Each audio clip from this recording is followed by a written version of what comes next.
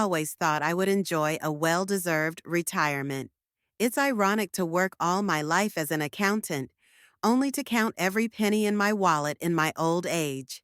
Every morning, I wake up in my little house on the outskirts of Suffolk, stare up at the ceiling with its snake-like crack, and listen to the floorboards creak under my feet.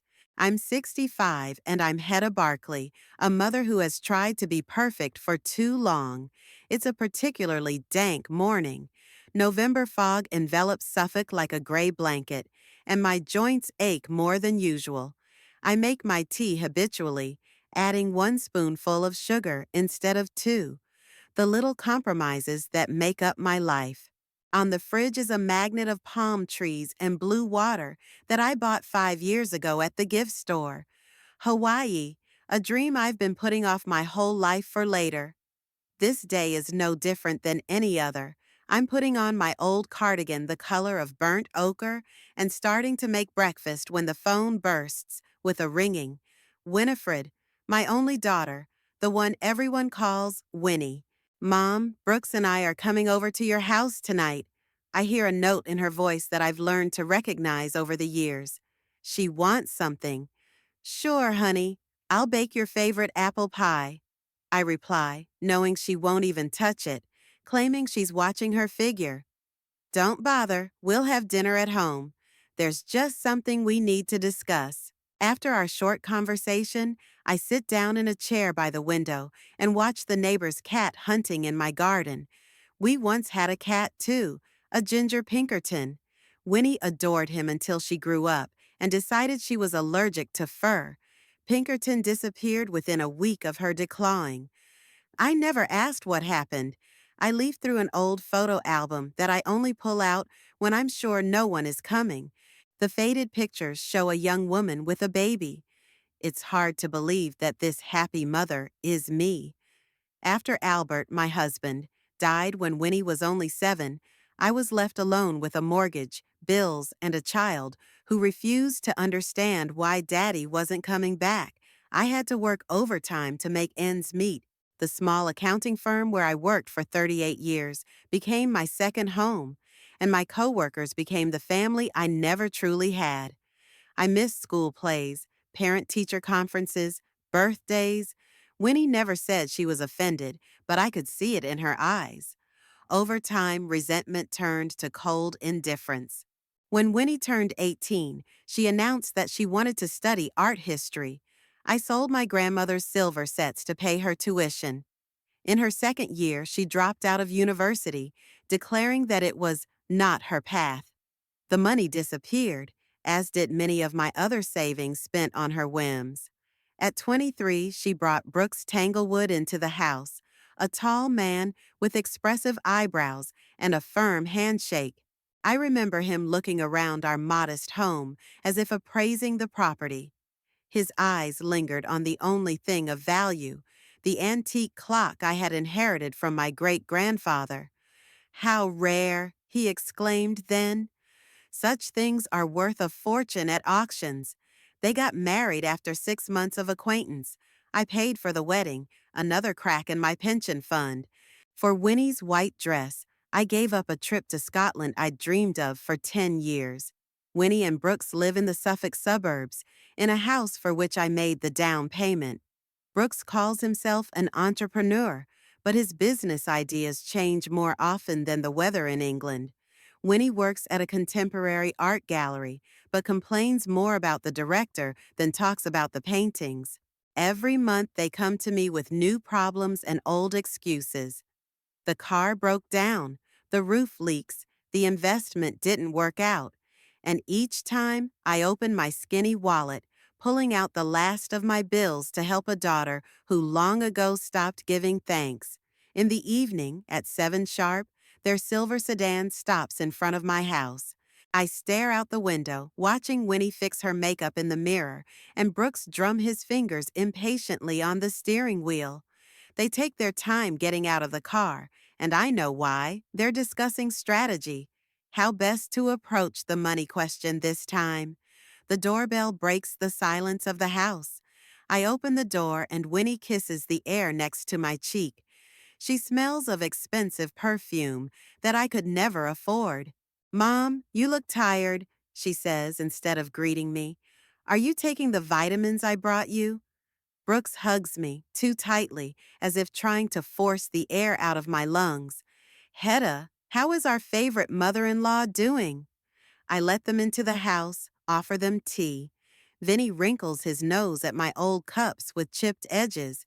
Do you have anything decaf? Brooks and I are on detox right now. Brooks settles into a chair, tucking his leg over his foot as if he's sitting in his own living room. Hedda, Vinny, and I were thinking, you need to rest. You look exhausted. Winnie sits down on the arm of his chair, puts a hand on his shoulder. Their polished duet I've seen dozens of times. Mom, when was the last time you were on vacation? She asks with feigned concern. In 1982, I answer. Your father and I went to Brighton for the weekend. Winnie and Brooks exchange glances. Their eyes read the plan they had rehearsed in the car. This is terrible, Vinny exclaims. 43 years without a real vacation. We just have to make up for it, Brooks says. Hedda, you deserve a vacation. A real vacation. I wait in silence to see where they're going with this. My gaze falls on the Hawaii magnet on the fridge. Brooks intercepts my gaze. That's exactly what we were thinking. He snaps his fingers as if struck by a sudden idea. Hawaii! White sand, blue water, umbrella cocktails. We could go, the three of us, Vinny continues. A family trip. When's your birthday in 2 months? It could be the perfect gift to yourself. I stare at them, trying to figure out where the catch is. Over the years, I've learned to recognize the falseness in my daughter's voice. It sounds wonderful, but it's expensive. I answer cautiously. I can't afford such a trip on my pension. But you have savings, Brooks said casually. You always said you were saving for a rainy day. And this is your rainy day, Mom? Winnie said, and I could see her eyes light up at the thought of money. When, if not now? How much longer will you wait to live for yourself? I look at the Hawaii magnet I bought in a moment of weakness. White beaches, palm trees, azure sea, a place I'd never been, a place that seemed as unattainable as the stars. We'll help organize everything, Brooks said, leaning forward. I have a friend at the travel agency. He'll give us a good discount. Think about it, Mom. Winnie takes my hands in hers. Her palms are cold despite the warm evening. It's a chance to catch up, to spend time together as a family, family, a word that has long since lost its meaning in our house. I look at the daughter who grew up without a father, with a mother always missing work. Maybe this really is a chance to make things right. I'll think about it, I say, and Winnie squeezes my hands tighter. Just don't think too long, she says. The offer is limited. Brooks says the tickets will go up in price soon. When they leave, I stay seated in the chair, looking at the magnet with Hawaii on it. Maybe this is my last chance to bond with my daughter. Maybe away from the everyday problems. On the white sand under the palm trees, we can find what we lost years ago. I pull out the old tin cookie box where I keep my savings. Money I've been saving for years, denying myself everything from new clothes to medicine. Money for the knee surgery I've been saving for 3 years now. Money to fix the roof that starts leaking when it rains hard. I count the bills, pondering how much the trip for three will cost. It's a considerable sum, but perhaps Winnie is right. When, if not now? Before bed, I call my old friend Eleanor, the only person who knows the real me. Winnie suggested we go to Hawaii, I say as we exchange greetings. The three of us, a family trip. Eleanor is silent for a few seconds. And who's gonna pay for this family trip? She finally asks. They've offered to split the cost. I lie, not sure why I'm defending my daughter. Hedda, Eleanor's voice turns serious. How many times have you cost shared with Vinny and Brooks? And how many times have you ended up paying for everything yourself? I don't say anything because she's right. Every time Winnie's offered to split something, I've ended up paying for the whole thing. You deserve a vacation, Eleanor continues. But why don't you come alone or with me? We could go to Cornwall.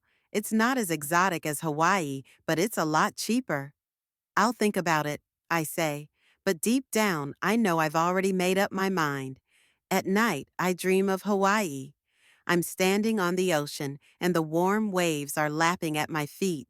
Winnie is next to me, not a grown woman with a cold stare, but a little girl with pigtails who holds my hand and laughs. In the dream, we are a family again. In the morning, I call Winnie and tell her I've agreed to the trip. Her enthusiastic shout seems almost sincere. You won't regret it, Mom. It will be the best trip of your life. Maybe she's right. Perhaps this really is a chance to change everything. Or, as the traitorous voice in my head whispers, another opportunity for them to take advantage of my weakness. But I push those thoughts away. After all, what could possibly go wrong on a paradise island? The day after my call, Winnie arrived unannounced. I was just taking oatmeal cookies out of the oven when I heard the sound of a car pulling up. Through the window, I saw her swoop out of the sedan with a pile of glossy brochures in her hands. Mom, I couldn't wait, she exclaimed, flying into the house without knocking. Look what I brought. She spread out dozens of brightly colored booklets on my kitchen table, displacing a tray of cookies. Hawaii looked at me from every angle: endless beaches, palm trees, turquoise lagoons, and smiling people with floral wreaths around their necks. I talked to Brooks, and we decided that Maui would be perfect. Winnie said so fast she could barely catch her breath. It has everything: beaches, jungles, volcanoes, amazing restaurants. I looked at the pictures in silence. I'd never seen such beauty in my life. Even on a faded magnet on my refrigerator, Hawaii didn't look this breathtaking. It looks expensive, I finally said, turning the booklet over and seeing the prices. Winnie waved it away carelessly. Don't worry about money, Mom. We'll find the best deal. Brooks has already contacted his friend at the travel agency. He promised a discount. Brooks's discounts always cost me extra money. I'd like to know the exact amount, Winnie. I'm on a tight budget. About $15,000, she said without blinking an eye. For 3, 10 days in paradise, Mom. Isn't that worth it? 15,000, almost all my savings. Money I've been saving for emergencies, for medical treatment, for a possible move to a nursing home if my health deteriorates. It's a significant amount of money, I said, trying to hide my shock. Think of it as an investment. Winnie came over and put her arm around my shoulders. Such a gesture of tenderness on her part was rare, an investment in memories, an investment in our family. I stared at her face, so much like her father's. The same eyes, the same curve of her eyebrows. Albert had a way of convincing me of anything, too. Okay, I said, and Winnie squealed with delight, like a little girl. For a moment I saw in her the very daughter I had lost so many years before. You won't regret it, Mom. Dash, she hugged me tightly. This is going to be the trip of our lives. The next 2 weeks became a whirlwind of planning. Winnie kept calling with new ideas and suggestions. Brooks came by with documents that needed to be signed. I felt like a passenger on a train going faster and faster. We found the perfect hotel, Brooks said during another visit. 5-star, right on the ocean. Private beach, 3 pools, 5 restaurants. He showed me pictures on his phone. Luxury rooms with panoramic windows overlooking the ocean. How much is this going to cost? I asked. Brooks and Vinny exchanged quick glances. A little more than we'd planned, Brooks admitted. But it's worth it, Hetta. Trust me. How much more? I insisted. 17,000 for everything, Brooks said. But that includes breakfast and one sightseeing tour. I felt the ground slipping from under my feet. It was almost the entire amount of my savings. It's too expensive, I said firmly. We need to find something more affordable. Mom, Vinny's voice had a familiar note of irritation in it.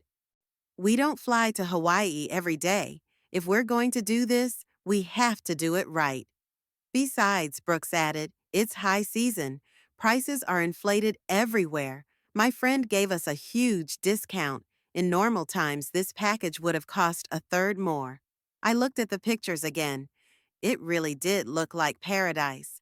A place where I could forget the creaking floorboards, the aching knees, the years of loneliness. I need to think, I said.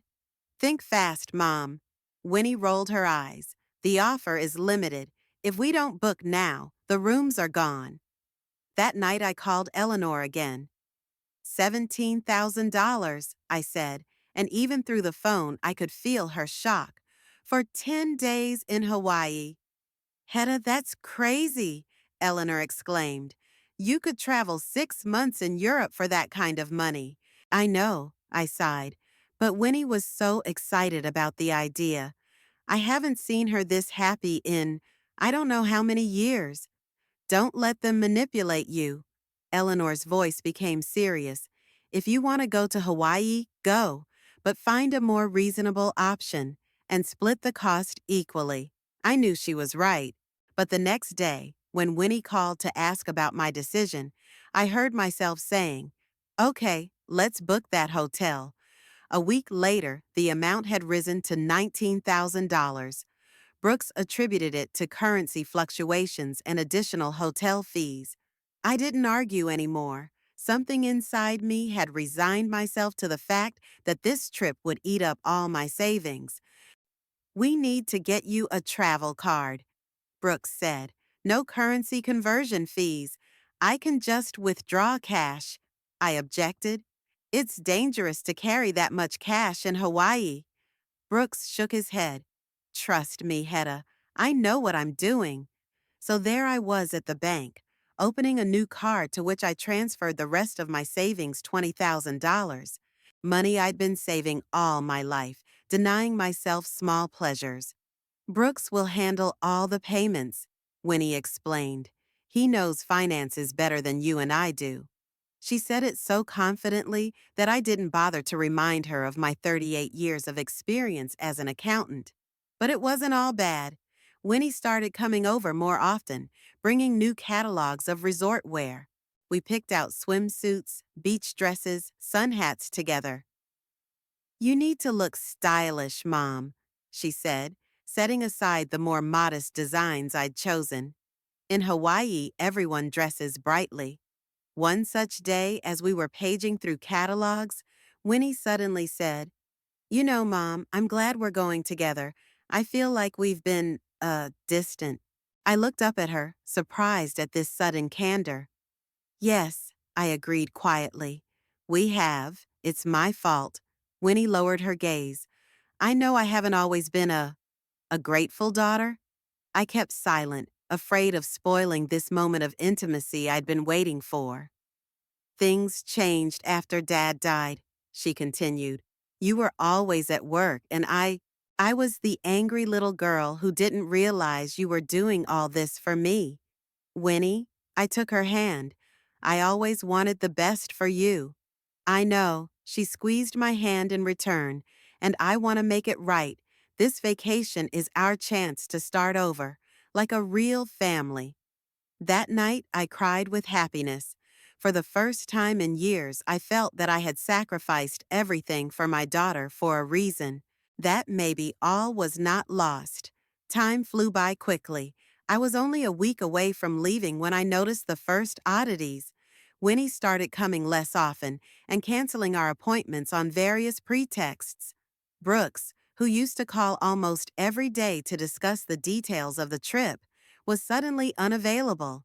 He's busy at work, Winnie explained. A big project before vacation. I asked to see the tickets and hotel voucher, but Winnie said it was all electronic and would be sent to my email the day before the flight. That's how everyone does it now, Mom. She rolled her eyes. Everything is digital, no paper tickets.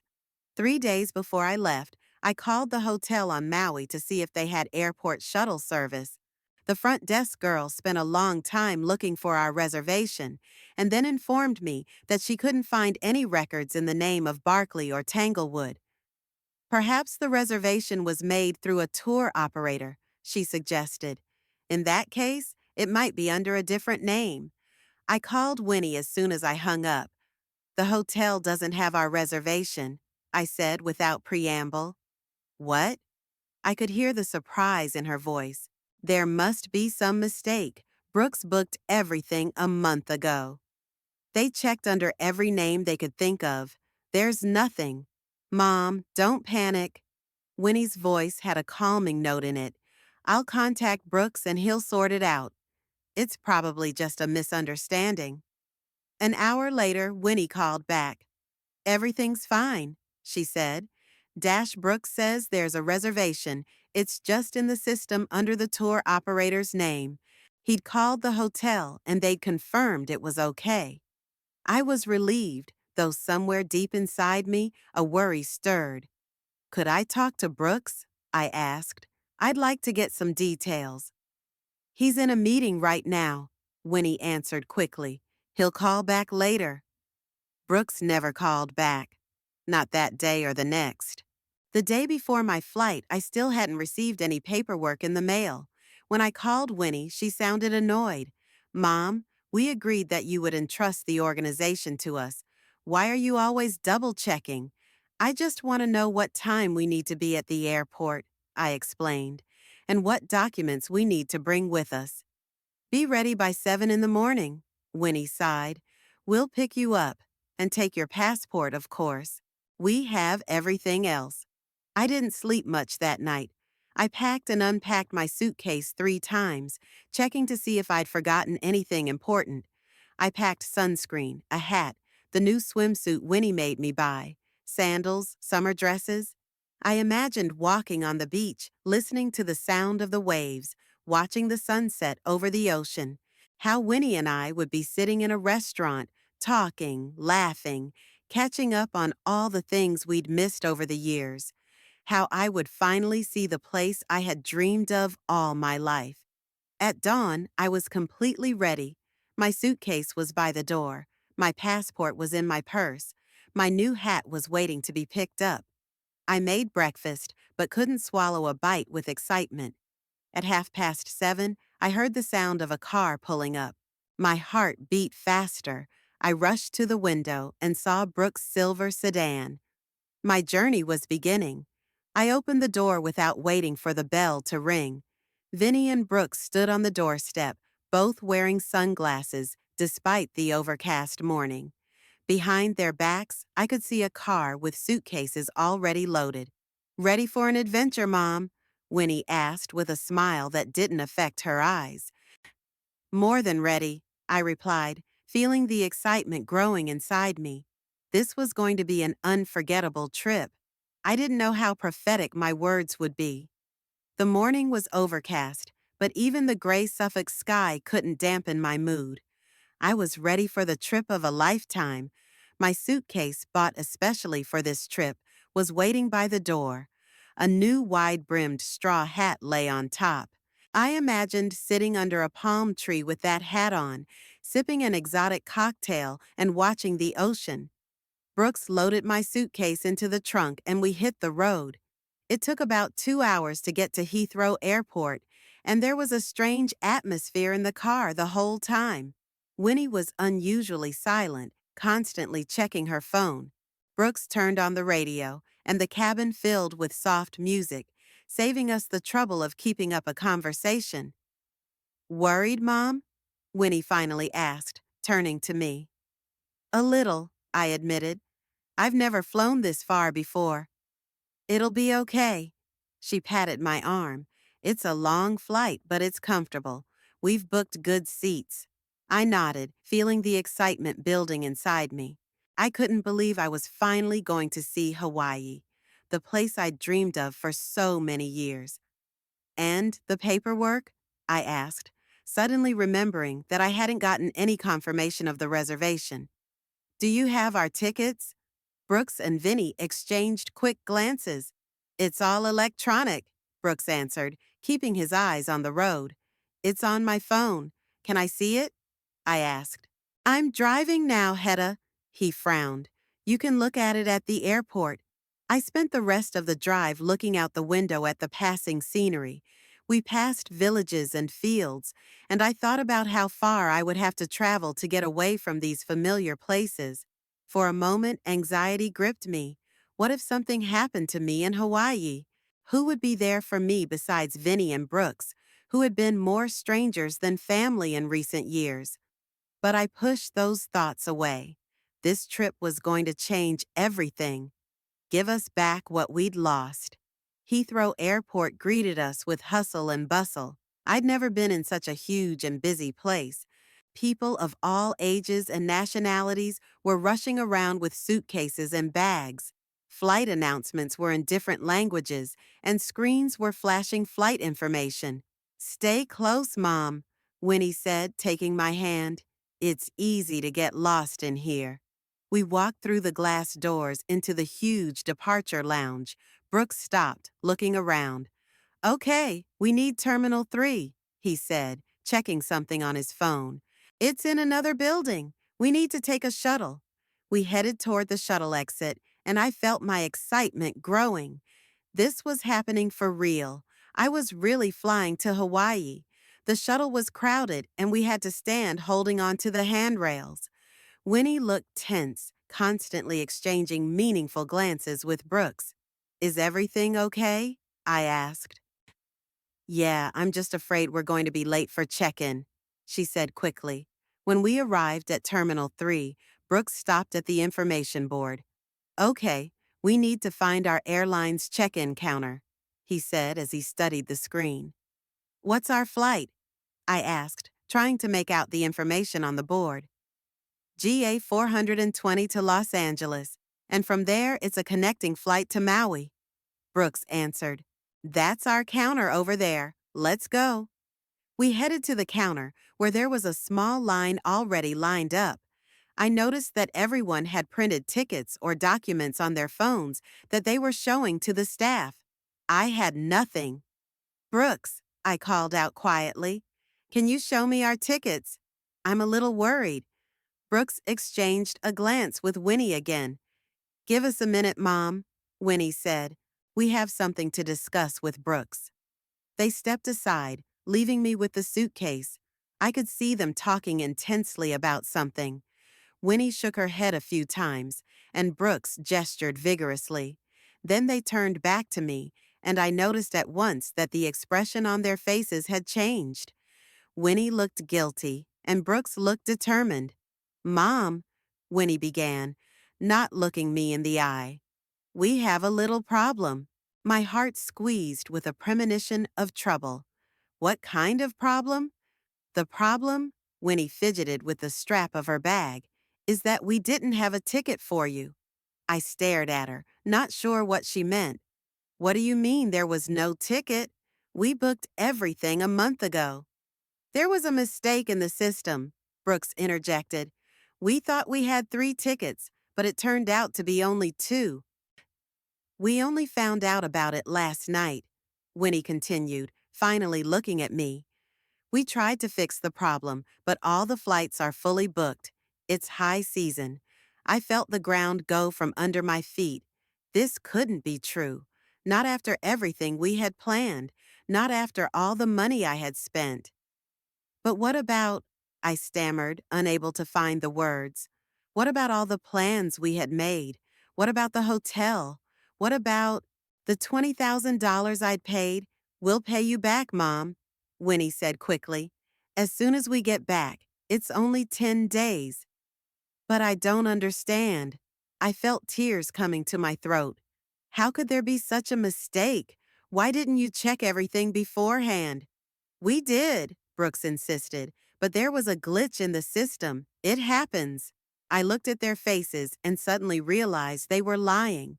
All this time, they'd been planning to keep me, to use my money for their vacation. You knew from the beginning, I whispered. You were never going to take me with you. Mom, what are you saying? Winnie acted shocked. Of course we wanted you to come with us. It's just a terrible accident. Show me the reservations, I demanded, my voice suddenly firm.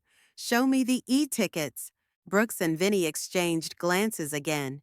They're on the other phone, Brooks said. I left it in the car. Then let's go back and get it, I suggested. We don't have time, Hetta. Brooks looked at his watch. Registration closes in 20 minutes. Mom, Winnie took my hands. I know you're upset. We are too. But there's nothing we can do about it. We can't miss this flight. We'll lose the tickets and the hotel reservation. It'll all be for nothing. What about me? I asked, feeling the tears rolling down my cheeks. What am I supposed to do? Go home, Brooks said, and I could hear the impatience in his voice. We'll call you when we get to Maui, and I promise we'll make it up to you. How am I going to get back? I felt as lost as a child. I don't know how to get home from here. Call a cab, Brooks suggested. You have money on your card, right? The card. The same card I'd transferred all my savings to. The one Brooks had insisted I leave at home because he'd handle all the payments. My card is at home, I said quietly. You said I wouldn't need it. Brooks looked annoyed. Hetta, you must have some cash. I had 50 pounds in my wallet, not enough for a cab to Suffolk. I can lend you some, Winnie said, rummaging through her purse. She pulled out 100 pounds. That should be enough for the train. I stared at the money in her hand. Money that was, in fact, mine. Money from the $20,000 I had given them for this trip. Mom, we really have to go. Winnie looked at her watch. We're going to miss the flight. There's no ticket for you. I repeated her words, still in disbelief. Go home. We'll explain everything when we get back. Winnie kissed my cheek. Don't be mad, please. It wasn't planned. They left me there in the middle of the noisy airport with a suitcase and a straw hat in my hands. I watched them rush to the check-in counter without looking back. Winnie was saying something to Brooks, and he was nodding. They looked like they were having an easier time without me. I stood there, not moving until they were out of sight. People walked by, hurrying to their flights, not paying attention to the elderly woman with tears in her eyes. Finally, I forced myself to move. I had to get home, to an empty house where no one was waiting for me. I found the information desk and found out how to get to the train station. The young woman behind the counter looked at me with sympathy. Are you all right, ma'am? She asked. Can I help you? I missed my flight, I lied, not wanting to explain that my own daughter had betrayed me. I need to get home. She explained how to get to the train station and even found a train schedule to Suffolk. The next train was leaving in 40 minutes. The way to the train station was like a blur. I moved automatically, following the signs, dragging my suitcase, which now seemed inordinately heavy. My new vacation clothes, which I had chosen so carefully, were now useless. At the train station, I bought a ticket to Suffolk, spending almost all the money Winnie had given me. It took me almost 4 hours to get back, with 2 connections. All that time, I sat staring out the window at the passing scenery, trying to comprehend what had happened. My daughter, my only daughter, had used me, forced me to spend all my savings on a vacation, and then dumped me at the airport with a fake apology and lies about a glitch in the system. She and Brooks planned this from the beginning. Everything from the first conversation about Hawaii to today had been a carefully planned scam. $20,000, all my savings from years of work, money that was supposed to provide me with a secure old age, money I'd been saving, denying myself everything from new clothes to necessary medical treatment. On the train next to me sat a young couple with a small child. They looked happy, discussing their upcoming vacation to the sea. The mother was gently adjusting the baby's blanket. The father was showing him a picture book. An ordinary family. A loving family. I turned my back to the window so they wouldn't see my tears. When I finally reached Suffolk, it was late. I had to walk the last 5 miles home. There was no money left for a cab. I dragged my suitcase down familiar streets, past houses with lights on and laughter, past lives that went on with their lives while mine fell to pieces. My house greeted me with emptiness and cold. I hadn't turned on the heat before I left. Why waste money if I was going to be gone for 10 days? Now I was shivering, standing in the middle of the living room, not knowing what to do next. The Hawaii magnet still hung on the fridge, a silent reminder of a dream that had turned into a nightmare. I tore it off and tossed it in the trash can. Then I sat down in my old chair, and for the first time in the entire horrible day, I allowed myself to truly cry. Sobs shook my body, tears flowed, and there was no one to comfort me. I don't know how long I sat like that. Maybe an hour, maybe more. When the tears finally dried up, I felt a strange numbness, like something inside me had died. I got up and walked to the bedroom. My suitcase was still in the hallway. I couldn't bring myself to even look at it. On the bedside table was a picture of Winnie. She was about 10 years old here, smiling, showing a missing front tooth. I stared at that picture, trying to figure out when my little girl had turned into a woman capable of such betrayal. I lay down without undressing, right on top of the bedspread. I couldn't sleep. The same thoughts, the same questions kept running through my mind. How could I have been so blind? How could I have trusted so much?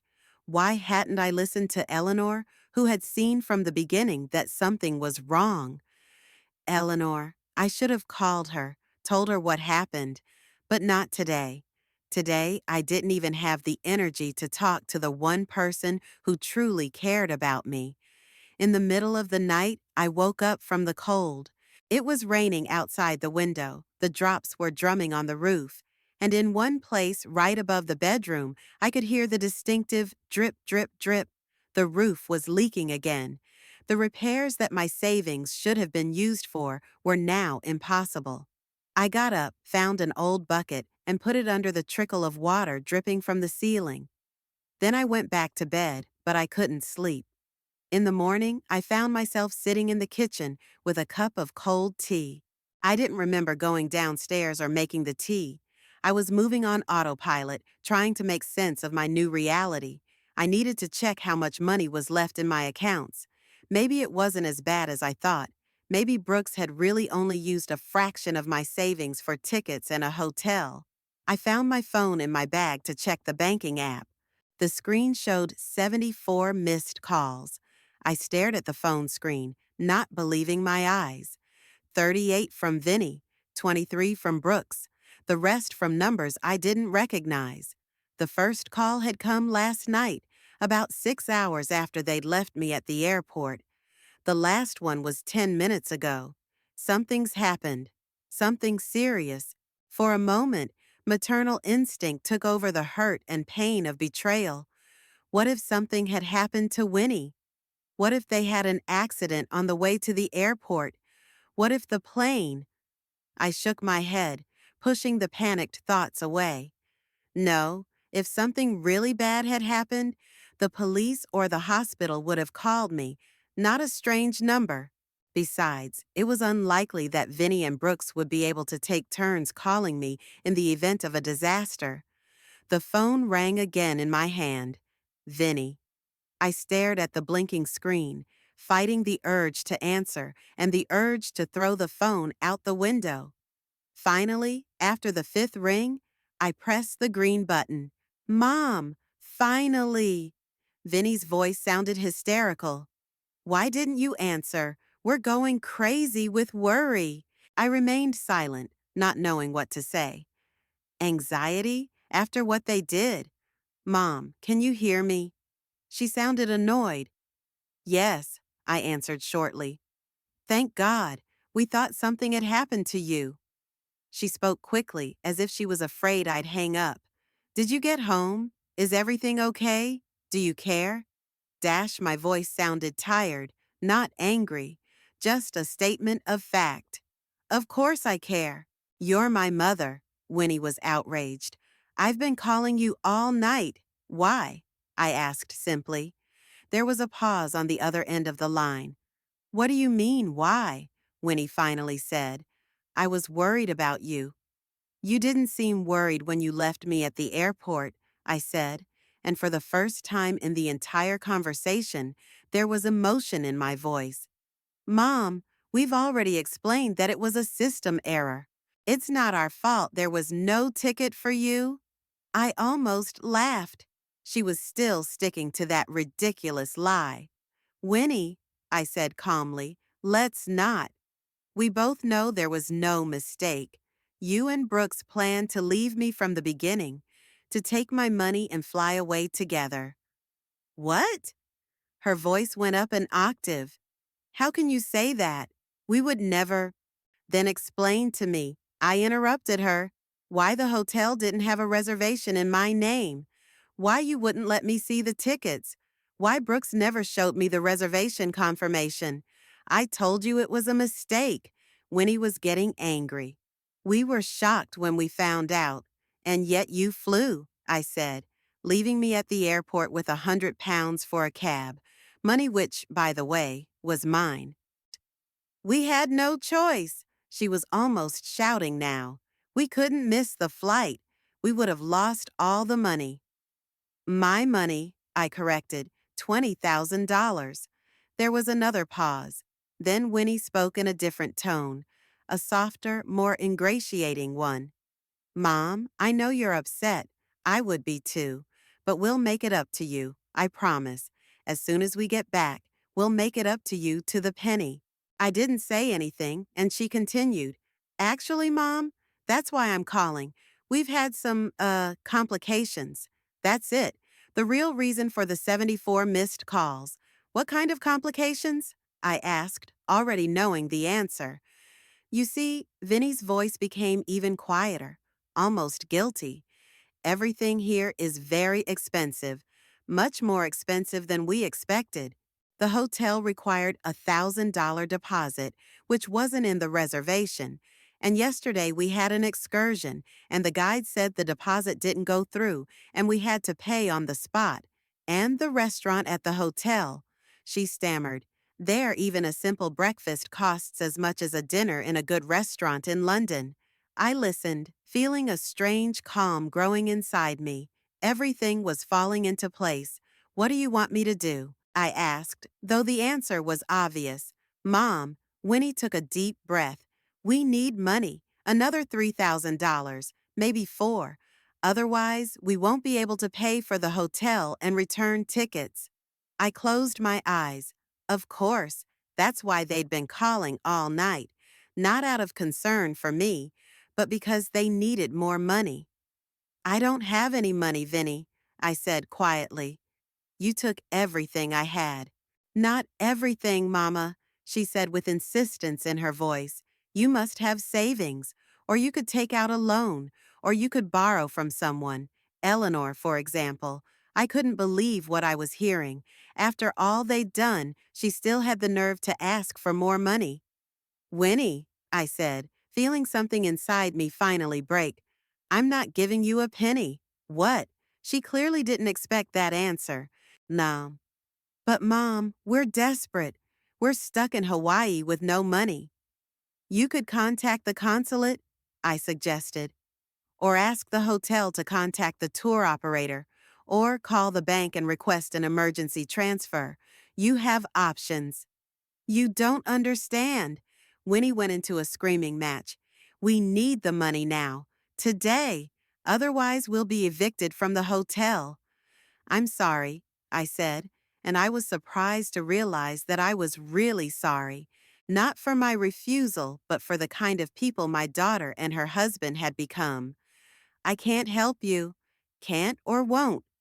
Vinny's voice turned icy. Both, I answered honestly. I don't have any money, and even if I did, I wouldn't help you, not after what you did. So you're leaving your daughter in the lurch? Winnie's turned to emotional blackmail. What kind of mother are you after that? That punch was designed to cause maximum pain, and at some point it would have worked, But not today. I was a good mother, Vinny, I said calmly. I gave you everything I could, my time, my energy, my money. I gave up everything so you could have the best. And how have you repaid me? Deceit and betrayal. You've always been cold and calculating, Winnie spat out. Always putting work before me. And now you're counting every penny you spent on your daughter. Her words should have hurt me, but strangely, I felt only tired. Think what you like, Winnie, but there'll be no more money. You'll regret it, she threatened. I swear you'll regret it. I already am, I said. I wish I'd seen what you'd become sooner. I pressed the end button without waiting for her to answer. The phone immediately rang again, but I turned it off. Then I went to the window and stared out at the gray Suffolk sky for a long time, trying to make sense of what had happened. All this time, I'd been living in an illusion. I believed that I was sacrificing myself for my daughter, for my family, that my hardships had meaning, that someday Winnie would appreciate everything I'd done for her. I clung to the image of a little girl with pigtails who had long ago turned into a cruel, selfish woman. I walked to the kitchen and put the kettle on. Habitual actions helped to calm down and gather my thoughts. While the water was boiling, I took out my ledger, an old-fashioned book with paper pages where I recorded all my income and expenses. The last entry read, "Transfer to travel account, $20,000. $20,000, my entire financial safety cushion, money that was supposed to provide me with a peaceful old age, help with medical expenses, allow me to make repairs to the house." I flipped back through the book, looking at the entries for the past few years. Loan to Winnie for roof repairs, £2,000. Loan to Brooks for business, £5,000.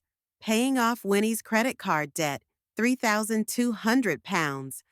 Dozens, hundreds of records of money I'd given them on loan that had never been repaid. The kettle boiled and I made tea, strong with 1 spoonful of sugar, a small joy I could still afford. I sat down at the table with my palms around the cup, warmed by its warmth. What would I do next? My savings were gone. My pension was barely enough to pay bills and eat. The roof leaked. My knee required surgery I couldn't afford now. I could file a fraud report with the police. Vinny and Brooks had scammed me out of money. That's a crime. But the thought of sending my own daughter to jail was unbearable, despite everything she'd done. The phone on the table started ringing again. I turned it on and saw that it was Eleanor calling. My old friend, the only person I could trust. Hetta? Her voice sounded concerned. Are you all right? I called you several times yesterday. I thought you'd already left for Hawaii. No, I answered quietly. I'm home. What happened? Eleanor immediately sensed something was wrong. I told her everything. The betrayal of Vinny and Brooks, the way they'd left me at the airport, the 74 missed calls and the demands for more money. Eleanor listened silently, only occasionally making indignant exclamations. I always knew they were using you, she said when I was done. But this is out of line. It's a crime, Hetta. I know, I sighed. You have to go to the police, Eleanor insisted. What they've done is fraud. I can't. I shook my head, even though she couldn't see me. She's my daughter, Eleanor. The daughter who stole $20,000 from you and left you at the airport. Eleanor was outraged. Hetta, stop defending her. She doesn't deserve it. I knew she was right, but a mother's heart is not easily changed. I'll think about it, I said, knowing it was a step I wouldn't take. Good, Eleanor said softly, but promise me one thing, no more money, not a penny, no matter what they say, no matter what stories they tell. I promise, and it was a promise I was going to keep. I'll come to you, Eleanor said firmly. Tomorrow. I don't want you to sit alone in this empty house and get yourself worked up. You don't have to, I tried to object. I'm fine. You're not fine, Eleanor said, and that's okay. But you don't have to go through this alone. I'll be there by lunch tomorrow. And no arguments. After talking to Eleanor, I felt a little better. At least there was one person in my life who really cared about me. I spent the rest of the day trying to put the house in order, threw away the brochures about Hawaii that Winnie had left on the kitchen table, stowed my suitcase in the closet. I couldn't bring myself to even open it. Everything inside was a reminder of a trip that would never happen. Toward evening, the phone rang again. This time it was Brooks. Hetta, he began without greeting, we're in a desperate situation. We need money. I've already told Winnie there'll be no more money, I replied firmly. Listen. His voice became threatening. If you don't help us, we'll be stuck here. Is that what you want? To have your daughter stuck on the other side of the world with no money? You can go to the consulate. I repeated the advice I'd already given Winnie. To hell with the consulate, Brooks exploded. We need the money now, today. The hotel is threatening to call the police if we don't pay the bill by tomorrow. That's not my problem, I said, surprised at my own composure. You took my money by deception. You left me at the airport. Now you're on your own. You'll regret this, you old hag, Brooks hissed, his true nature finally showing through. I swear you will, as soon as we get back. I didn't let him finish his threat, just hung up. Then I blocked his number, and Vinny's number too. In the evening, I sat in my chair by the window for a long time, watching the dusk fall over Suffolk. The house was quiet, with only the clock ticking on the wall and the occasional drip of water in a bucket placed under a leak in the roof. I am 65 years old.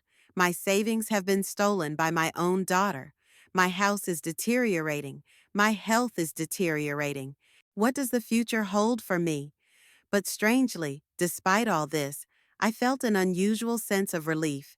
It was as if the heavy weight I had been carrying for years had finally fallen from my shoulders. The weight of illusions about my family, about my daughter, a weight of endless responsibility and guilt. For the first time in years, I could face the truth. Winnie didn't love me, probably never had. To her and Brooks, I was just an ATM machine, a source of money they used when they needed it. It was painful to realize, but liberating at the same time. I didn't have to pretend anymore. I didn't have to justify their behavior, to look for non-existent good intentions in their actions. I didn't have to hope for gratitude that would never come. I was free of these illusions. And now I had to decide what to do with that freedom. I pulled out an old notebook and a pen. It was time to make a plan for a new life without Vinny and Brooks, without endless guilt, without endless financial sacrifice for people who didn't appreciate it. The first item I wrote was, check my retirement account. Need to know exactly how much money I have left and make a realistic budget. Second, call the bank. It might not be too late to stop the transfer or get at least some of the money back if Winnie and Brooks haven't had time to spend it yet. Third, contact social services. I may be eligible for some kind of assistance from the state given my age and situation. Fourth, talk to a lawyer. Even if I didn't want to sue my own daughter, I need to know my rights and options. Fifth, get a part-time job. I was still healthy enough to work a few hours a day. Maybe I could go back to bookkeeping, at least part-time. The last item I wrote was, live for myself. The thought was both daunting and exciting. All my life I had existed for others, first for my husband, then for my daughter. I had never thought about what I wanted for myself. What do I want? That question took me by surprise. I didn't know the answer. I didn't know who I was without the role of mother, without the endless self-sacrifice. But I had time to find out. Time to rediscover myself. Time to build a life that put me first, not somewhere at the bottom of the priority list. I closed my notebook and looked out the window. The sky had cleared and the stars were visible. Tomorrow would be a new day, a day I would spend with Eleanor, the only person who really cared about me, a day that would start my new life. I didn't know what the future would bring. I didn't know if I would ever be able to forgive Vinny and Brooks, or even understand what they had done. I didn't know how I would cope financially or emotionally with this new reality, but one thing I did know was that I would no longer be a victim. I would not let others use me, manipulate me, make me feel guilty for not giving them more. It was a beginning, a painful, difficult beginning, but still a beginning, not an end. Eleanor's visit was a breath of fresh air in my new reality. She arrived, as promised, the next day at lunchtime, laden with grocery bags and a determined attitude.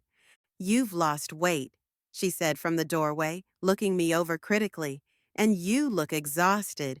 When was the last time you ate properly?" I couldn't remember. After Vinny and Brooks betrayed me, food was the last thing on my mind. Eleanor took matters into her own hands. She made dinner, made me eat 2 portions, and poured a glass of good wine she'd brought with her. "Here's to a new beginning," she said, raising her glass. We spent the afternoon talking about everything in the world. Eleanor helped me call the bank and found out that I only had £150 left in my account. She insisted that I see a solicitor and even found me the contacts of a legal aid clinic that provided free services to pensioners. When she left, promising to return in a couple of days, I felt much stronger. Maybe I can get through this. Perhaps life is really just beginning. I spent the next few days following my plan, called the bank and learned that the money had already been debited and it would be extremely difficult to get it back, especially without going to the police. I made an appointment with a lawyer. I made a new budget, calculating how much I could afford to spend each month to survive. I called social services and found out I was eligible for extra payments, given my age and situation. It didn't solve all my problems, but at least it provided a small financial cushion. I hadn't heard from Vinny or Brooks. After I blocked their numbers, the calls from strangers' phones stopped too. I didn't know if they'd found a way home or if they were still stuck in Hawaii. And, to be honest, I didn't care much. But 10 days after they left, exactly when they were supposed to return according to the original plan, I heard a knock on the door. A sharp, demanding knock that could only belong to one person. I opened the door and saw Vinny and Brooks standing on the threshold.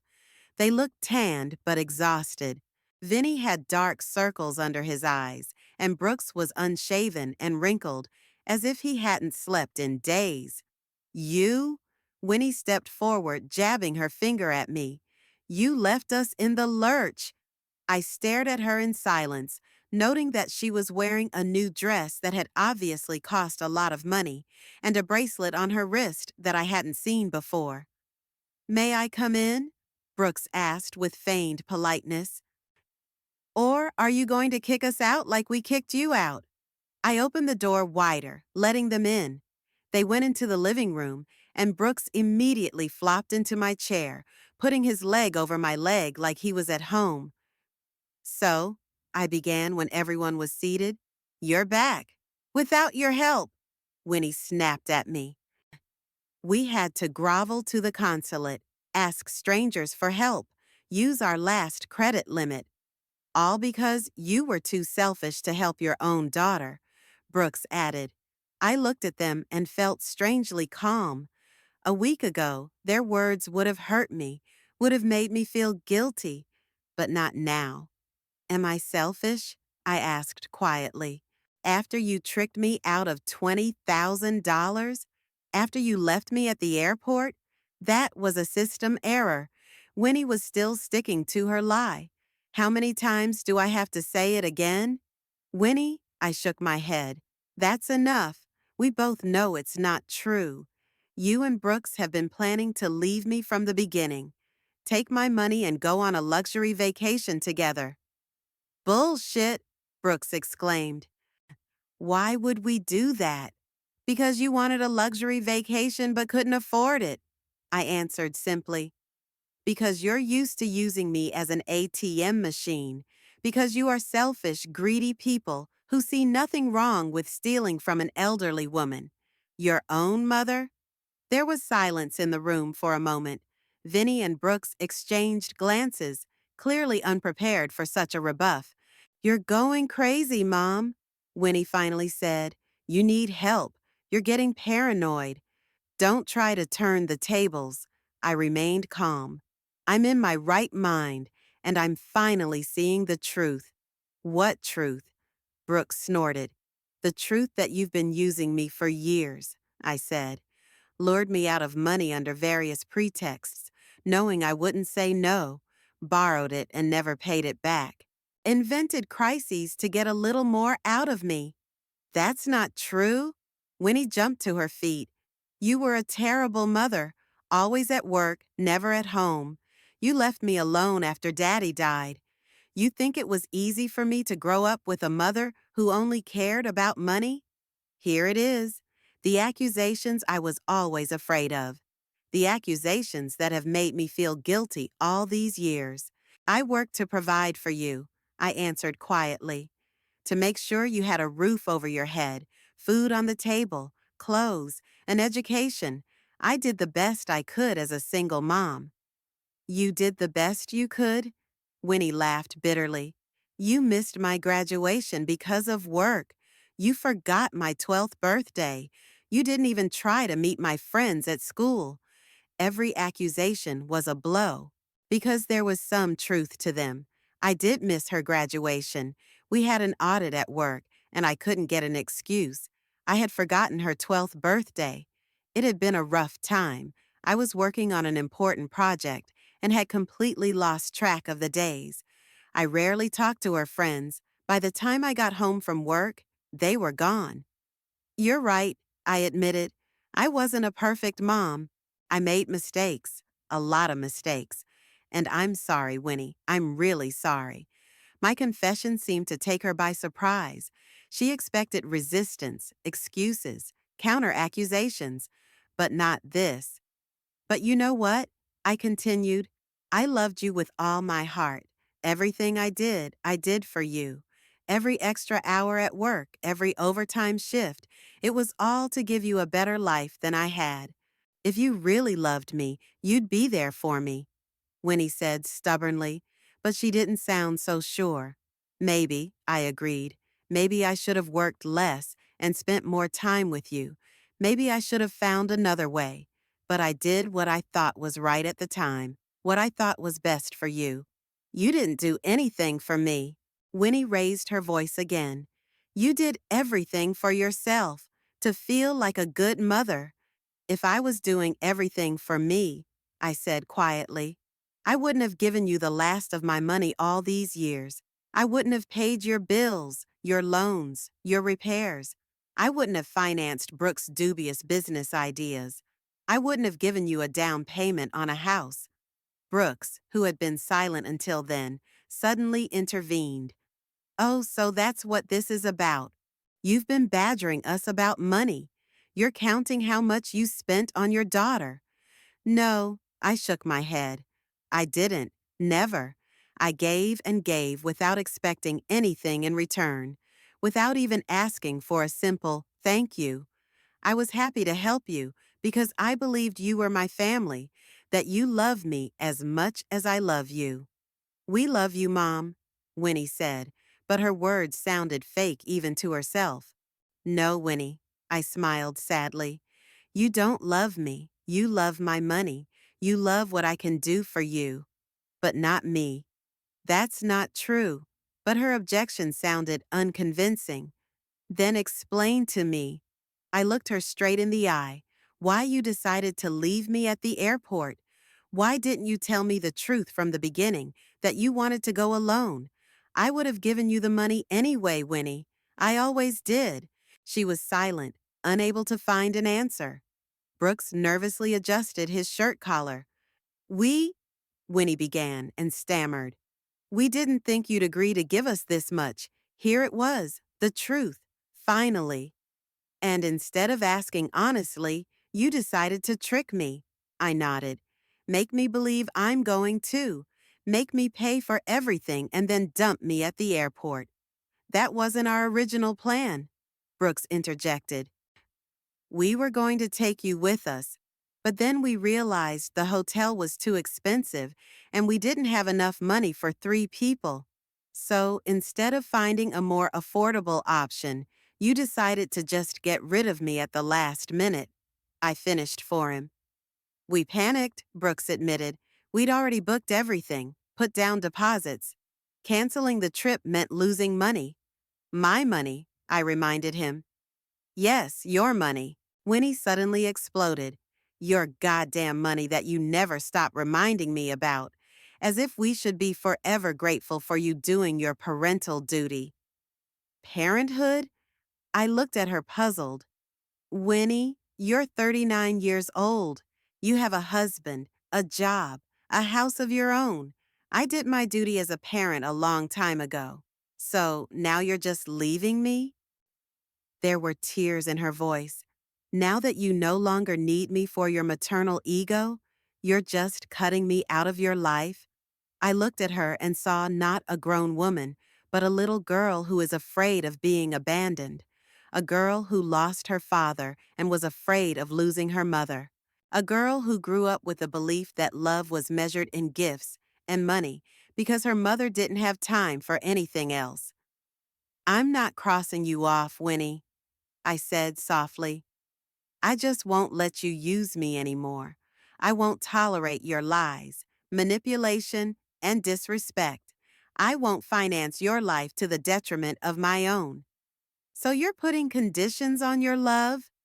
Winnie crossed her arms over her chest. None, that's sweet. No, I'm setting boundaries, I corrected her. Big difference.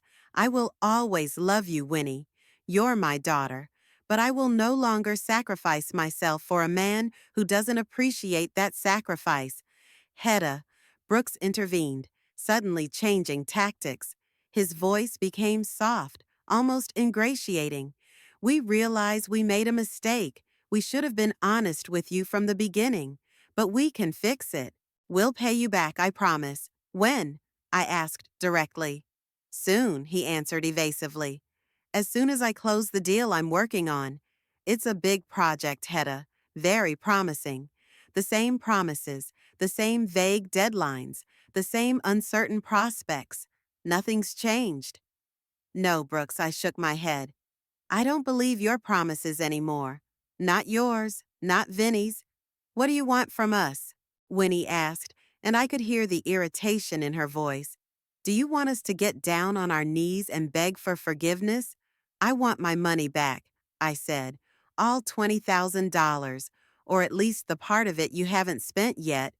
Vinny and Brooks exchanged glances. We don't have that kind of money, Brooks said at last. We, we spent most of it on vacations. Most of it? I questioned. You mean there's some left over? Not much, he admitted. Maybe 5,000. I want that 5,000 back, I said firmly. Today. And the rest on a schedule we'll work out with a lawyer. A lawyer? Winnie went pale. Did you sue us? Not yet, I said. But I will if you don't give me my money back. You wouldn't dare. Brooks jumped to his feet. You will not send your own daughter to prison. I don't want either of you to go to jail, I said calmly. I just want my money back. The money you took by deception.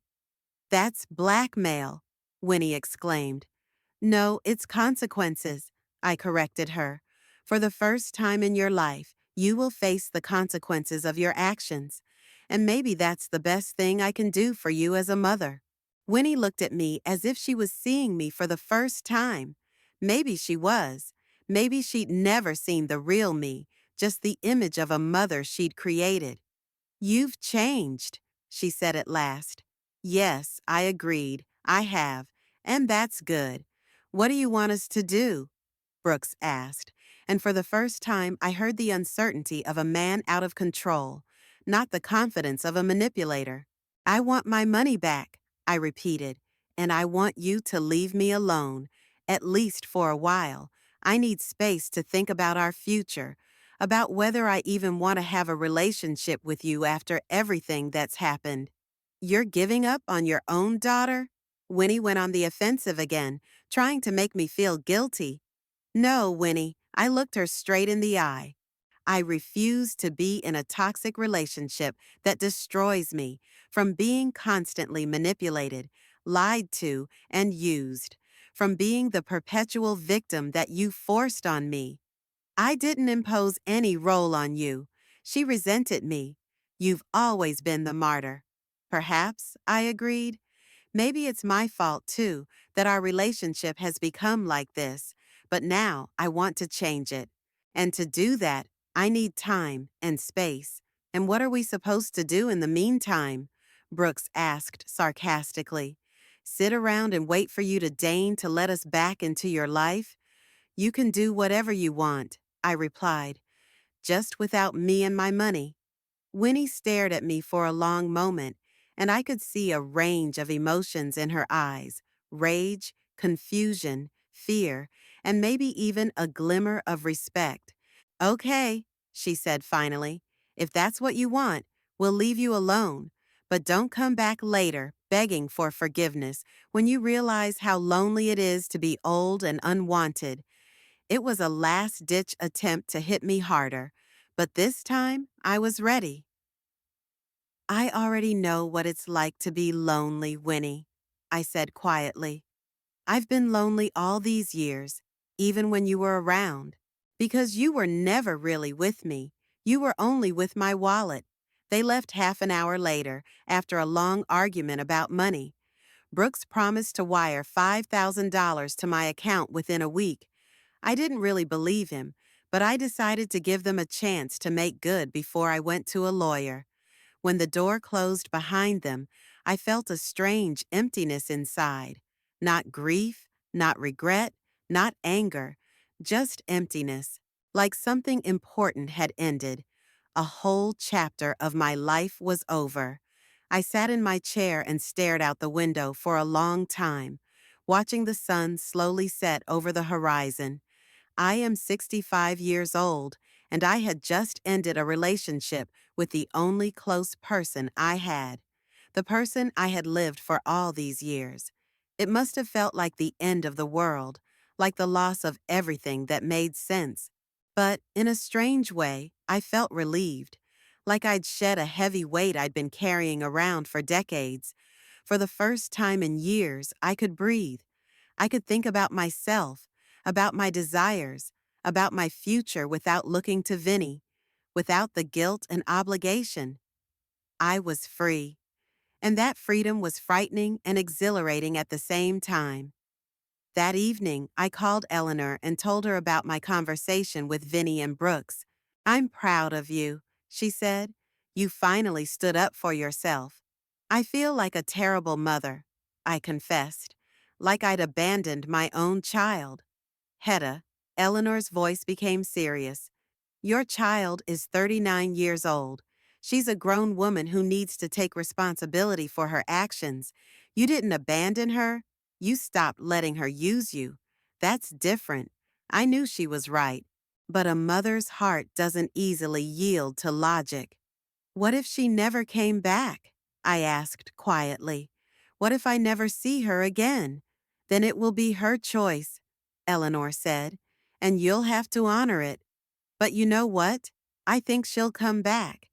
When she realizes she didn't lose the ATM, but the mother who loved her no matter what. Maybe Eleanor was right. Maybe someday Winnie will realize what she's done and come back, not for the money, but for forgiveness and a real relationship. Maybe we can start over, on a healthy foundation of mutual respect. Or maybe we won't. Maybe our paths were parted forever, and I had to accept that possibility, no matter how painful that realization was. But right now, in this moment, I was choosing me, my well-being, my dignity, my future. I was finally putting myself first, and it was the right thing to do. I didn't know what tomorrow would bring. I didn't know how I would cope financially, emotionally, psychologically without my daughter in my life. But I knew one thing: I would not go back to the old destructive relationship again. I would not allow anyone, not even my own daughter, to treat me with such disrespect and selfishness. It was my decision, my choice, my life, and for the first time in years, I felt like I truly belonged. Brooks didn't wire the $5,000 he'd promised. Not a week later, not 2 weeks later. I wasn't surprised. Deep down, I knew it wasn't going to happen. But I still felt a pang of disappointment when the deadline passed and the money never showed up in my account.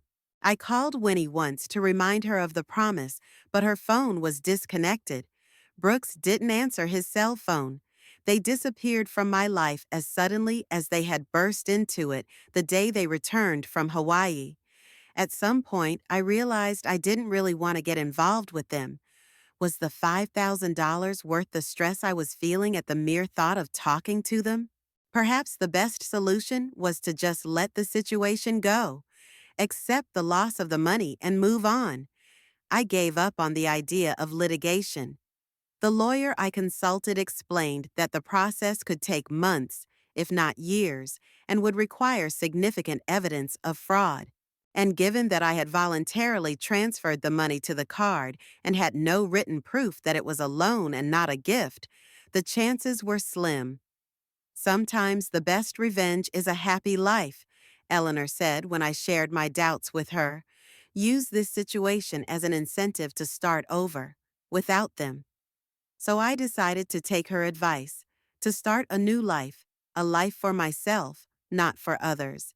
The first step was to get my finances in order. I made a strict budget, taking into account my pension and the little extras I was entitled to. The money wasn't much, but it was enough for a modest life if I planned my expenses carefully. I started looking for part-time work and, to my surprise, found some pretty quickly. A local bakery was looking for a half-day cashier, 3 times a week, from 9 o'clock to 1 o'clock. A perfect schedule for a retired woman. The pay was small, but it was better than nothing, and it gave me the opportunity to socialize with people that I had been missing for the past few years. Are you sure you can handle it? Trevor, the bakery owner, asked, looking questioningly at my arthritic hands. The job requires quickness. I've been an accountant for 38 years, I replied. My fingers are faster than they look. He laughed and gave me a chance, and I didn't let him down. Within a month, I knew all the regulars by name and could remember who liked what kind of pastries. You're a real treasure, Hetta, Trevor said when I offered to help with accounting and streamline some processes. I don't know how we managed without you. That was nice to hear. To feel needed, valued, able to make a contribution, even in a small business like a rural bakery. Gradually, I began to put my house in order. Unable to make major repairs, I made small improvements that I could afford. I painted the walls in the living room a light color, replaced the old curtains with new bright curtains that I found on sale. I placed pots of flowers on the windowsills, simple geraniums and violets that filled the house with life and color. With a leaky roof, a temporary solution had to be found. A local carpenter, the husband of one of the bakery's customers, agreed to patch the most problematic areas in exchange for my help with tax returns.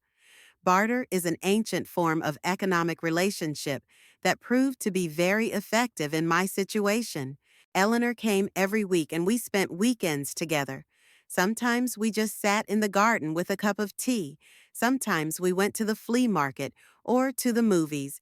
One day she brought an old album of photos from our youth. We'd been at college together, before life had taken us in different directions. Look at you, Eleanor said, pointing to a picture of me in my 20s with long hair and wide pants, laughing at the camera. You were always so lively, so inquisitive.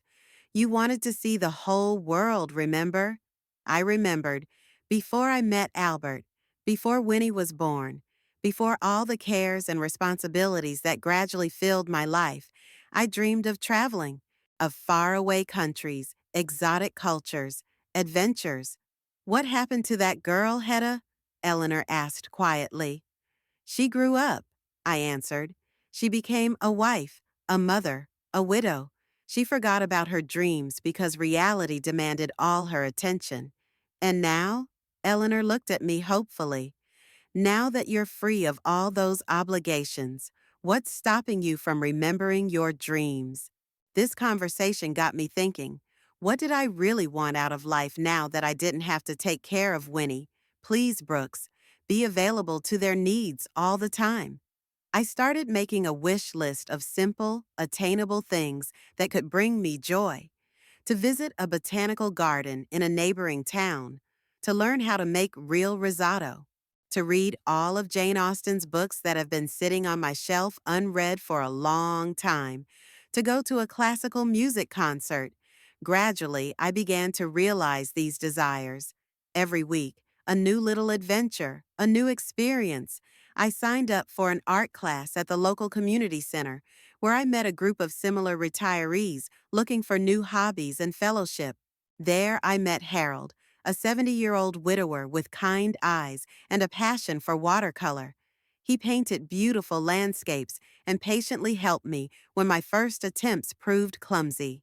"You have a flair, Hetta," he said, looking at my sketch of a coastal landscape. "You just need practice." We began meeting after class at the cafe across the street, discussing art, books, life. Harold was an interesting conversationalist. He had traveled extensively as a young man, working as an engineer for an international company. "I've been to 30 countries," he said, "from Japan to Argentina. But you know what's weird? I've never been to Hawaii." "Me neither," I confessed, and out of the blue, I shared the story of how I'd almost gotten there. About Vinny, about Brooks, about the $20,000 and the betrayal at the airport. Harold listened attentively, not interrupting, only occasionally shaking his head in bewilderment. "I don't understand how you can do that to your own mother," he said when I was finished. "My children, they're not perfect. Of course we have our disagreements, but something like this? No, I can't imagine." His genuine outrage was a balm to my soul. For so long, I'd wondered if I was exaggerating the situation, if I was over-dramatizing it. Hearing from a stranger that my feelings were valid was surprisingly comforting. "You know what, Hetta?" Harold suddenly said. "You should go to Hawaii." I laughed. "I don't have that kind of money, Harold, especially not now." "You don't have to go to Maui to a five-star hotel," he argued. "There are more affordable islands, simpler hotels, and you don't have to go for 10 days. Even a week in Hawaii would be an incredible experience." He spoke with such enthusiasm that I felt that long-ago dream reawakening inside me. Hawaii, white beaches, blue sea, palm trees rustling in the wind. "I'll think about it," I said, not wanting to admit that the idea seemed absurd. Where would I get the money for such a trip? But the thought was in my heart. That evening, I opened my laptop, Eleanor's gift to me for my last birthday, and began researching budget travel options for Hawaii. To my surprise, there were options that didn't require a fortune: hostels instead of hotels, connecting flights instead of direct flights, traveling during low season when prices dropped by almost half. I started saving money, little by little, from every paycheck at the bakery, from every savings on daily expenses. It was a long-term goal, maybe next year, maybe 2 years from now. But the very presence of a goal, a dream I was working toward, gave my days new meaning. Time passed, weeks passed, months passed. Life without Vinny and Brooks slowly became the new normal. Sometimes I missed my daughter, not the woman who had betrayed me, but the little girl I loved so much. Sometimes I woke up in the middle of the night thinking about her, wondering how she was living, what she was doing. But I didn't call. I kept my word, giving her and myself the space I needed to heal. My relationship with Harold grew from a simple friendship to something more. We spent weekends together, went for long walks along the coast, cooked dinners for each other. He was kind, considerate, with a subtle sense of humor that made me laugh when I least expected it. "You make me younger, Hetta," he said one day as we sat on a park bench watching the sunset. "You make me feel full of energy and plans again." I felt the same way. For the first time in years, I looked to the future with hope instead of fear. For the first time, I thought about tomorrow with anticipation rather than anxiety. My travel fund slowly but surely grew. Each month I added a small amount to it, sometimes only £10, sometimes more if I could save money. It was my little secret, my personal goal, which only Eleanor and Harold knew about. On the day of my 66th birthday, Eleanor and Harold arranged a surprise for me. They invited me to dinner at a small Italian restaurant on the outskirts of Suffolk, where we were greeted not only by the waiter, but also by all my new friends from art classes, colleagues from the bakery, and neighbors whom I had finally gotten to know better over the past year. "Happy birthday, Hetta!" They cheered as we walked in. I was shocked. No one had ever thrown a surprise party for me. Not even Winnie, who had always limited herself to a formal card or a quick phone call on my birthday. The evening was filled with laughter, conversation, toasts. People I had only recently known had somehow become my new family, not bound by blood, but bound by mutual care and respect. At the end of the evening, Eleanor stood up and made a toast. "To Hetta," she said, raising her glass. "To her strength, her wisdom, her ability to start anew at an age when many have already given up. You are an inspiration to us all, dear friend." And then Harold handed me an envelope. "This is from all of us," he said. "We know you're saving up for a special trip. Think of it as a little help." I opened the envelope and couldn't believe my eyes. Inside was a check for £2,000, a substantial amount for my Hawaii fund. "We can't give you back everything you've lost," Harold said quietly, "but we can help you realize your dreams." I couldn't hold back the tears, not tears of grief or self-pity like before, but tears of gratitude and happiness. I looked at these people gathered around me and realized that I had found what I had been missing all these years: real support, real care, real relationships. With this gift, my Hawaii fund reached an amount large enough for a trip, not to Maui to a five-star hotel, of course, but to Oahu, to a modest hotel near Waikiki Beach. For 7 days, not 10. No helicopter tours or dinners at expensive restaurants. But it was the real Hawaii, the one I'd dreamed of. 2 months later, I was standing at Heathrow Airport, clutching my plane ticket in my hand. Not alone this time. Eleanor and Harold had insisted on coming with me. "We're not going to let you go on a trip like this alone," Eleanor said. "Besides, I've always wanted to see Hawaii." "So have I," Harold added. "It's time to close that gap in my collection of countries." We checked in, checked our luggage, and went through security. At every step, I couldn't shake the haunting feeling of déjà vu. I'd been here before, in this same airport, with the same hopes and dreams. But this time it was different. This time I had people around me who really cared about me. As we boarded the plane, I felt Harold take my hand. "Are you okay?" he asked, noticing my agitation. "More than okay," I replied, squeezing his hand in return. "I'm just happy." It was a long flight first to Los Angeles, then a layover in Honolulu. But every minute, every hour brought me closer to a dream that seemed so unattainable a year ago. When the plane landed at the Honolulu airport and we stepped onto the ramp, I was enveloped by warm, humid air filled with the scents of flowers and the ocean. The sky was incredibly blue, and the sun was bright but not scalding. I took a deep breath, closed my eyes, and allowed myself to fully experience the moment. I was in Hawaii. I had realized my dream. At the airport, we were greeted by smiling locals placing leis, traditional Hawaiian flower necklaces, around the necks of each arrival.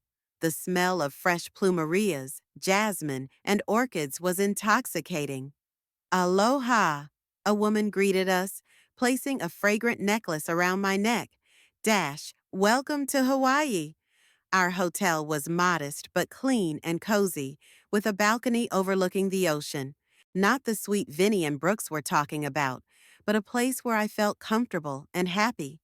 We spent our first day at Waikiki Beach, enjoying the warm water and soft sand.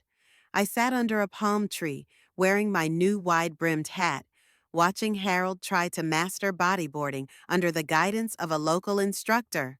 Eleanor nestled next to me, book in hand, occasionally lifting her eyes to gaze out at the ocean. "Was it worth it?" she asked, noticing my pensive look. "More than worth it," I answered. "You know, I thought I'd never see this place, that it would remain a pipe dream. But here you are." Eleanor smiled, because she'd finally put herself first. She was right. Everything changed the moment I decided to live for myself and not for others.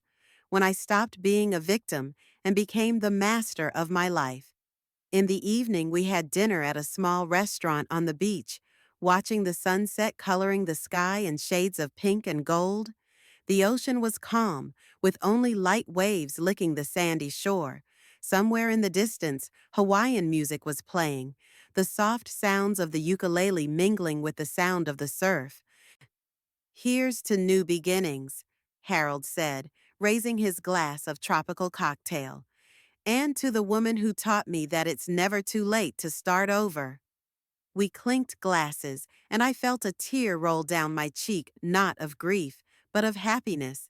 I thought about the path that had brought me here, of losses and gains, of pain and healing, of betrayal and new connections. I thought about Winnie. I wondered if she knew I'd made it to Hawaii after all, that I'd realized my dream despite her betrayal. Part of me wanted her to know, not out of revenge, but to make her realize that you can't break the human spirit if it's determined to endure. But another part of me realized that it didn't matter anymore. My happiness no longer depended on her approval or recognition. I was free, not only from her manipulation, but from my own need for her love and respect. I looked up to the starry Hawaiian sky, as bright and clear as ever.